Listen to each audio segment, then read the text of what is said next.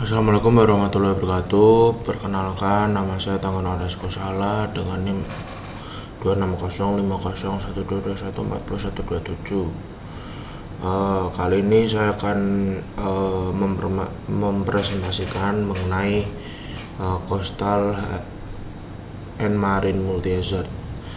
Jadi sebelumnya apa sih itu Coastal and Marine Multi Hazard? Sebelumnya kita harus tahu apa itu definisi dari masing-masing kata tersebut.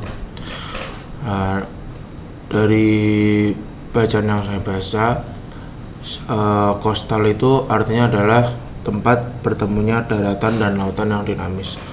Atau dalam bahasa Indonesia, coastal itu artinya pesisir.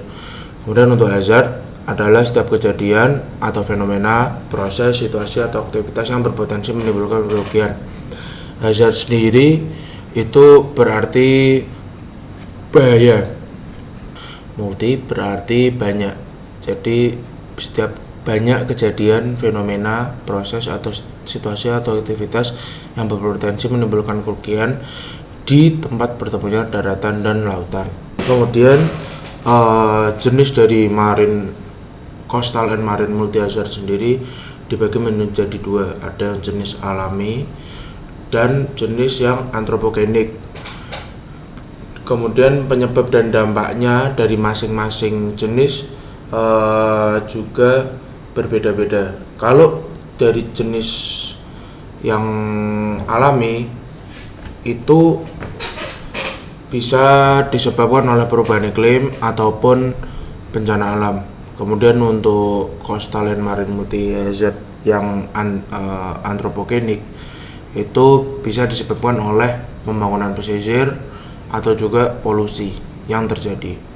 Kemudian apa sih dampak dari penyebab-penyebab alami dan antropogenik coastal and marine multi hazard? Yang pertama ada sosial ekonomi, kemudian ada erosi, ketiga ada lingkungan, yang keempat pastinya kesehatan dan keselamatan.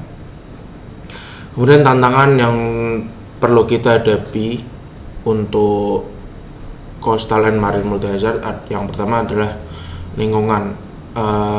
Bagaimana cara kita membuang sampah pada tempatnya sehingga lingkungan yang ada tidak banjir, misal seperti itu. Kemudian sosial ekonomi, tentu untuk mengatasi kondisi bahaya multi di pesisir ini sangat membutuhkan ekonomi ya, untuk membangun yang nantinya dapat membangun teknologi, kemudian pengelolaan perlindungan yang memadai. Nah, ini tantangan berikutnya ada tata kelola dan kebijakan pengelolaan perlindungan yang tidak memadai.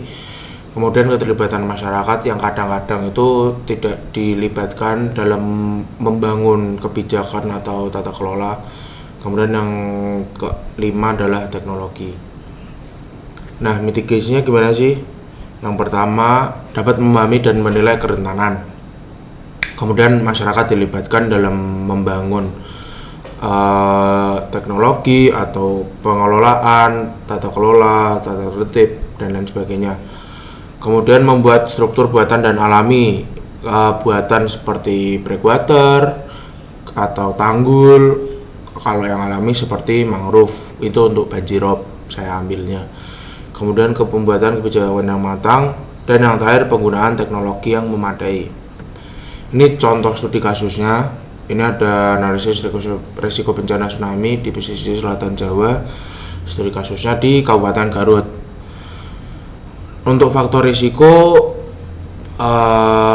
artikel ini menggunakan rumus risiko sama dengan bahaya kali kerentanan dibagi kemampuan, atau juga bisa dari nilai risiko bencana itu sama dengan nilai faktor bahaya ditambah nilai faktor kerentanan ditambah nilai faktor ketahanan. Penilaian indikatornya itu ini. Yang pertama, keterangan X pangkat 1 IJ adalah nilai yang sudah dibakukan untuk indikator I di kecamatan C. Kemudian XIJ adalah nilai yang belum dibakukan untuk indikator I di kecamatan C. Kemudian XI nilai rata-rata untuk indikator I, kemudian SI adalah standar deviasi. Perhitungan nilai faktor bencana berikut. Untuk B adalah nilai faktor bahaya, R nilai faktor kerentanan, dan K adalah nilai faktor ketahanan. Hasilnya seperti ini. Bisa dilihat ketahanan sumber daya buatan untuk klasifikasi yang tinggi ada di Desa Cijambe, Pamalayan, dan Jagabayana. Kemudian Mancagar juga, dan Jatimulya. Ini hasil-hasil yang bisa kita lihat di jurnal tersebut. Hasil tingkat ketahanan terhadap bahaya tsunami di desa-desa pesisir Kabupaten Garut. Kemudian hasil luas kawasan tingkat risiko bencana tsunami berdasarkan pendekatan analisis fisik, hitungannya per hektar. Kemudian ini kalau hasil pemetaannya dimulai dari rendah hingga tinggi. Tinggi itu warnanya hijau cerah. Kemudian kesimpulannya adalah dengan mengetahui coastal and marine multi hazard, diharapkan mahasiswa oceanografi atau kami dapat mengembangkan pemahaman tentang risiko dan dampak yang terkait dengan peristiwa-peristiwa tersebut. Pengetahuan tersebut diharapkan memberikan keterampilan dan pengetahuan yang diperlukan untuk berkontribusi terhadap ketahanan masyarakat dan menyiapkan mahasiswa untuk berkarir di bidang manajemen pesisir yang tanggap bencana. Terima kasih. Wassalamualaikum warahmatullahi wabarakatuh. Berikut daftar pustaka yang saya gunakan.